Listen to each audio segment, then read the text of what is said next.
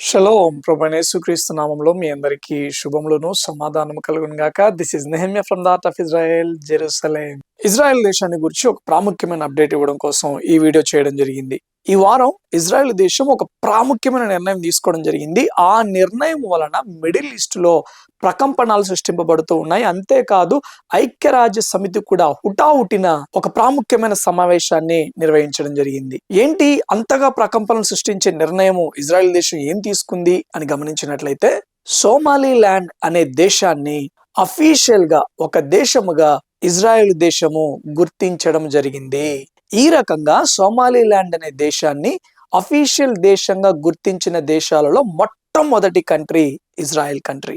అయితే ఇజ్రాయెల్ దేశం తీసుకున్న ఈ నిర్ణయాన్ని బట్టి మిడిల్ ఈస్ట్ లో చాలా దేశాలు తీవ్రంగా వ్యతిరేకిస్తున్నాయి. వాటికి గల కారణాలు ఏంటో మనం తెలుసుకోవాలి అనంటే, అసలు సోమాలిలాండ్ అనే దేశం యొక్క భౌగోళిక రాజకీయ స్థితిగతులను మనం ఒకసారి జ్ఞాపకం చేసుకోవాలి. అంతేకాదు ఈ వీడియోలో ఐరన్ బీమ్ గురించి కూడా మనం మాట్లాడుకోబోతూ ఉన్నాము. అద్భుతముగా ఈ యొక్క డిసెంబర్ చివరి వారంలో ఐరన్ బీమ్ ఇజ్రాయలీ సైన్యం చేతికి అందడం జరిగింది. ఆ డీటెయిల్స్ అన్ని మనం ఈ వీడియోలో క్లుప్తంగా పరిశీలన చేద్దాం. డీటెయిల్స్ లోకి వెళ్ళడానికంటే ముందుగా ఇంకా ఎవరైనా మన ఛానల్ ను సబ్స్క్రైబ్ చేసుకున్నట్లయితే, మీరు మొట్టమొదటిసారిగా చూస్తున్నట్లయితే తప్పకుండా సబ్స్క్రైబ్ చేసుకోవాల్సిందిగా మనవి చేస్తా ఉంటున్నాను. ఈ ఛానల్లో మనం ఇజ్రాయెల్ దేశానికి సంబంధించిన అనేకమైన విషయాలను తెలియజేస్తూ ఉంటాము. అంతేకాదు బిబ్లికల్ ప్లేసెస్ ను కూడా ఈ ఛానల్లో నేను మీకు చూపిస్తూ ఉంటాను.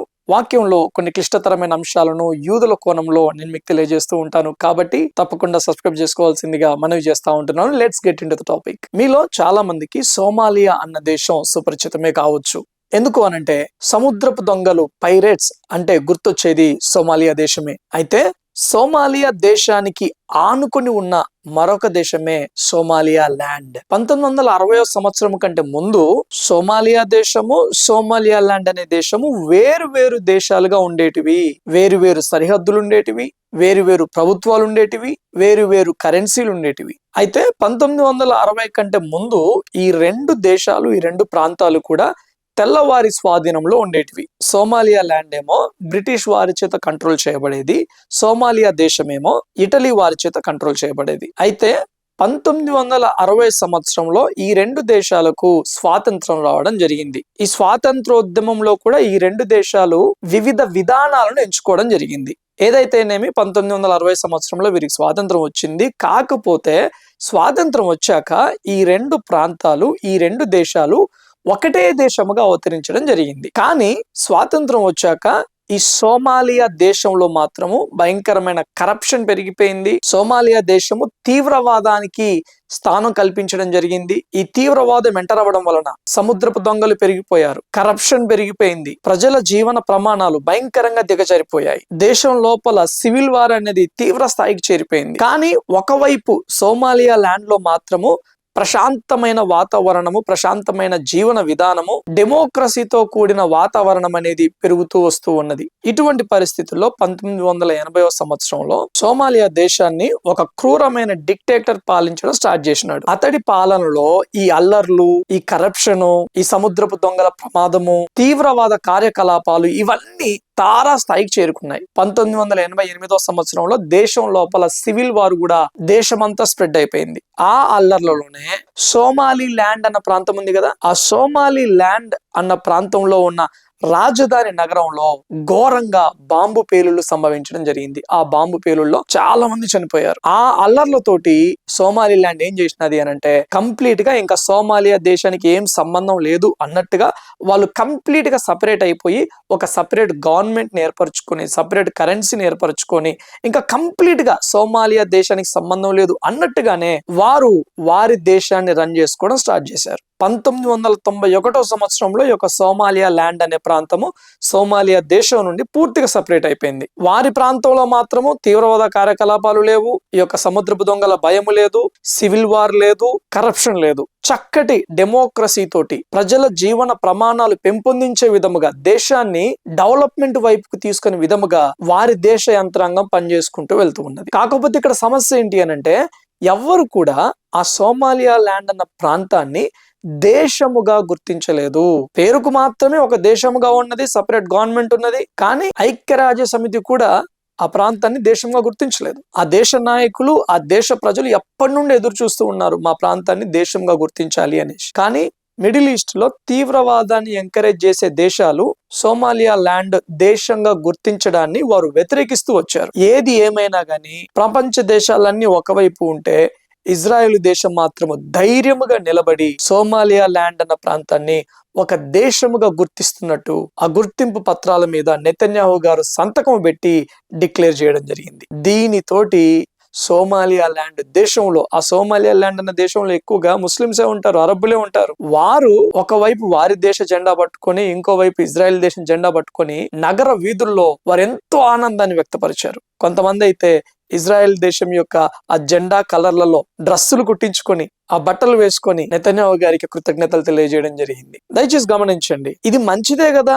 ఎందుకు చాలా దేశాలు తీవ్రంగా వ్యతిరేకిస్తున్నాయి? ఖతర్ వంటి దేశము, అటు తర్వాత టర్కీ వంటి దేశము ఎందుకంత తీవ్రంగా వ్యతిరేకిస్తున్నాయి అని అంటే, ఈ సోమాలియా ల్యాండ్ అన్న దేశం ఉంది కదా, ఆ దేశం యొక్క సముద్ర భాగం ఏదైతే ఉన్నదో గల్ఫ్ ఆఫ్ ఆడెన్ అని అంటారు, అది ప్రపంచ వాణిజ్య రంగంలో ప్రధాన పాత్ర పోషిస్తుంది. ఎందుకు అనంటే ఈ యొక్క షిప్స్ ఉంటాయి కదా, పెద్ద పెద్ద ఓడలు ఉంటాయి కదా, కార్గో షిప్స్, వివిధ ప్రపంచ దేశాలకు సంబంధించిన సరుకులను మోసుకొని వెళ్తున్న షిప్స్ అన్ని ఈ గల్ఫ్ ఆఫ్ ఆడెన్ గుండా వెళ్తూ ఉంటాయి. ఎందుకు అనంటే ఆ గల్ఫ్ ఆఫ్ ఆడెన్ అనేది ఇటు ఇండియన్ ఓషన్ ని అలాగే ఐరోపా దేశాలను కనెక్ట్ చేసే సూయజ్ కెనాల్ ని కూడా కనెక్ట్ చేసే మార్గమే ఈ గల్ఫ్ ఆఫ్ ఆడెన్. ఇప్పటి వరకు ఈ ప్రాంతాన్ని హౌతీలు కంట్రోల్ చేస్తూ ఉన్నారు. ఈ హౌతీల తీవ్రవాద సంస్థ ఉన్నది కదా, ఇంగ్లీష్ దేశాలను దెబ్బకొట్టు నిమిత్తము వారి యొక్క వాణిజ్య నౌకలను వీళ్ళు హైజాక్ చేసేసి తీవ్రమైన సమస్యలను సృష్టిస్తూ వచ్చారు. ఎప్పుడైతే ఇప్పుడు సోమాలియా ల్యాండ్ అనే దేశము ఒక దేశము గుర్తించబడిద్దో వారు పట్టు కోల్పోతారు. ఈ యొక్క తీవ్రవాద సంస్థ అయిన హౌతీలు పట్టు కోల్పోతారు ఆ ప్రాంతంలో. ఆ విషయాన్ని జీర్ణించుకోలేకనే తీవ్రవాదాన్ని పెంచి పోషిస్తున్న అనేక దేశాలు ఇజ్రాయెల్ తీసుకున్న నిర్ణయాన్ని తీవ్రంగా వ్యతిరేకిస్తా ఉంటున్నాయి. ఈ విషయం మీద ఐక్యరాజ్య సమితి కూడా హుటాహుటిన వారు సమావేశాన్ని నిర్వహించుకోవడం జరిగింది. అటు తర్వాత ఇంకొక ప్రాముఖ్యమైన విషయం ఏంటి అని అంటే, ఇజ్రాయెల్ యొక్క ఏరియల్ డిఫెన్స్ సిస్టమ్ లో ఒక అద్భుతమైన ఆయుధం చేరడం జరిగింది. అదే ఐరన్ బీమ్. ఇజ్రాయెల్ యొక్క ఏరియల్ డిఫెన్స్ సిస్టమ్ లో ఇప్పటి వరకు ఐరన్ డోమ్ ఉంది, డేవిడ్ స్లింగ్ ఉంది, ఆరో 3 ఉంది. వీటి సరసన ఐరన్ బీమ్ కూడా చేరడం జరిగింది. ఏంటి ఐరన్ బీమ్ అంటే, ఒక మాటలో చెప్పాలి అని అంటే, కేవలము లేజర్ లైట్ ద్వారా ఇజ్రాయెల్ దేశం మీదకి శత్రు దేశాలు పంపించే ఆ మిసైల్స్ ని గాని డ్రోన్లను గాని ఈ ఐరన్ బీమ్ నాశనం చేసేస్తుంది. ఐరన్ డోమ్ ఉంది, డేవిడ్ స్లింగ్ ఉంది, ఆరో 3 ఉంది, మరి ఇవన్నీ ఉన్నాయి కదా అని మీరు అనుకోవచ్చు. వీటికి అయ్యే ఖర్చు చాలా చాలా ఎక్కువ. ఐరన్ డోమ్ అనుకోండి, ఒక్క మిసైల్ ని ఇంటర్సెప్ట్ చేయడానికి, నిర్వీర్యం చేయడానికి ఈ ఐరన్ డోమ్ కి అయ్యే ఖర్చు దాదాపు 50 లక్షలు. ఇక డేవిడ్ స్లింగ్ ఆరో 3 కి అయితే ఒక్క మిసైల్ ని ఇంటర్సెప్ట్ చేయడానికి కోట్లలో ఖర్చు అవుతుంది. అంటే ఒక్కసారి అర్థం చేసుకోండి, ఈ యొక్క డిఫెన్స్ సిస్టమ్ కి, ఈ యొక్క టెక్నాలజీకి ఇజ్రాయెల్ దేశం ఎంత బడ్జెట్ కేటాయిస్తుందో మీరు అర్థం చేసుకోండి. ఇక యుద్ధ వాతావరణం వచ్చింది అని అంటే శత్రు దేశం కంటిన్యూస్ గా వారు మిసైల్స్ వేస్తానే ఉంటారు. ఇరానోడు మిసైల్స్ వేస్తాడు, అటు తర్వాత యెమెన్ నుండి హౌతులు వేస్తా ఉంటుంటారు, అటు తర్వాత సిరియా నుండి హెజ్బొల్లా వాళ్ళు వేస్తా ఉంటుంటారు, గాజా నుండి హమాస్ వాళ్ళు వేస్తా ఉంటుంటారు. వాళ్ళు వేసే మిసైల్స్ ఏవైతే ఉన్నాయో వాళ్ళకు చాలా తక్కువ ఖర్చు అవుతుంది. కానీ ఆ మిసైల్స్ ని ఇజ్రాయెలీ డిఫెన్స్ సిస్టమ్ నిర్వీర్యం చేయాలంటే మాత్రం కోట్లలో ఖర్చు అవుతుంది ఒక్క మిసైల్ కి. అయితే ఈ ఖర్చును ఏ రకంగానైనా తగ్గించాలి అన్న ఉద్దేశంతో వీరెంతో కాలం శ్రమించి ఐరన్ బీమ్ అన్న ఆవిష్కరణతోటి రావడం జరిగింది. జస్ట్ లేజర్ తోటే శత్రు దేశాల యొక్క మిసైల్స్ ని ఇది నిర్వీర్యం చేస్తుంది. అంతేకాదు దీనికి అయ్యే ఖర్చు ఎంత తెలుసా? ఒక్క మిసైల్ నిర్వీర్యం చేయడానికి జస్ట్ ఒక 100 నుండి 200 రూపీస్ ఖర్చు అవుతుంది అంతే. అంటే $1 to $2 అంతే, అంతకుమించి పెద్ద ఖర్చు అవ్వదంట. ఈ ఐరన్ బీమ్ అన్న కాన్సెప్ట్ ని మరి మిగతా దేశాలు కూడా డెవలప్ చేస్తూ ఉన్నారు. కానీ ఇజ్రాయెల్ దేశం తీసుకొచ్చిన ఐరన్ బీమ్ టెక్నాలజీ మాత్రం మిగతా దేశాలు తయారు చేసే ఐరన్ బీమ్ కంటే చాలా అడ్వాన్స్ గా ఉంటది. అటువంటి టెక్నాలజీ ఇప్పుడు ఐడిఎఫ్ చేతిలో ఉంది. అఫీషియల్ గా వారి దగ్గరికి రావడం జరిగింది. మరోవైపు ఏమో ఇరాన్ ఇజ్రాయెల్ దేశం మీద ఎప్పుడెప్పుడు యుద్ధానికి వెళ్లాలా అన్నట్టుగా ప్రయత్నం చేస్తూ ఉన్నది. ఇజ్రాయెల్ దేశం మాత్రము వారి మిసైల్స్ ని ఎదుర్కోవడానికి వివిధ టెక్నాలజీస్ ని డెవలప్ చేస్తూ ఉన్నది. ఇక భవిష్యత్తులో ఎలా ఉంటుందో వేచి చూడాలి. సో ప్రార్థన చేస్తూ ఉండండి ఇజ్రాయెల్ దేశం కొరకు, ఈ యొక్క యాకోబు గృహం యొక్క రక్షణ కొరకు, సరిహద్దులలో క్షేమము కొరకు ప్రతి ఒక్కరు ప్రార్థన చేయవలసిందిగా మనవి చేస్తా ఉంటున్నాను. ఇక్కడ వాతావరణం కూడా చాలా చల్లగా ఉంది. బయట అడుగు పెడితే ఇంకా ఫ్రిడ్జ్ లోకి వెళ్ళినట్టే ఉంది. అంత భయంకరంగా చాలా చల్లగా ఉంది. నేనైతే ఈ చల్లటి వాతావరణాన్ని ఎంజాయ్ చేస్తూ ఉన్నాను. ఎందుకు అనంటే ఇంకా చల్లగా అయిపోయింది అనుకోండి, ఈ యొక్క హెర్మోన్ పర్వతం ఉన్నది కదా, వాక్యంలో ఉంది కదా, హెర్మోన్ పర్వతం మీద కురియు మంచు వలె అనేసి, ఇంకా చల్లగా అయితే ఆ హెర్మోన్ పర్వతం మీద చాలా మంచు పడుతుంది అని నా ఆశ. మంచిగా ఫుల్ ఆ యొక్క హెర్మోన్ పర్వతం ఫుల్ మంచుతో కప్పబడింది అనుకోండి, వెళ్ళి అక్కడ షూట్ చేయొచ్చు అనేసి నేను వెయిట్ చేస్తా ఉంటున్నాను. నా కోసం కూడా ప్రేర్ చేయండి. చివరి వరకు ఈ వీడియో చూసిన మీ అందరికీ ప్రభు నామంలో వందనాలు తెలియజేస్తా ఉంటున్నాను. లైక్ చేయడం మర్చిపోమాకండి, కామెంట్ చేయడం మర్చిపోమాకండి. Thank you all. God bless you.